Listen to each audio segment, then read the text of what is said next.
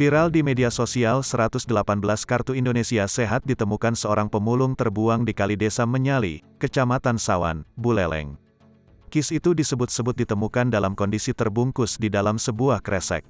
Dikonfirmasi terkait temuan itu, Perbekel Desa Menyali Imade Jaya Harta tidak menampik jika ada ratusan kis yang ditemukan terbuang di sekitar kali desa setempat. Namun kejadian tersebut sudah berlangsung lama, yakni sekitar 1 bulan yang lalu, dan telah diselesaikan bersama pihak perwakilan BPJS Kesehatan serta aparat Polsek Sawan. Jaya Harta menyebut, kartu tersebut sejatinya diterbitkan sejak tahun 2018 untuk warga di Dusun Kawanan, Desa Menyali. Namun saat hendak dibagikan oleh Kepala Dusun Kawanan Made Budiasa, ternyata 25 kartu diantaranya merupakan kartu milik warga di Desa Sawan.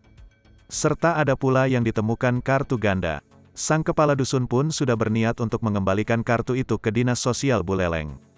Namun karena mengalami sakit jantung, rencana untuk mengembalikan kis itu pun tertunda. Kartu yang disimpan Made Budiasa di rumahnya itu diduga tanpa sengaja dibuang oleh anaknya, saat sedang bersih-bersih rumah.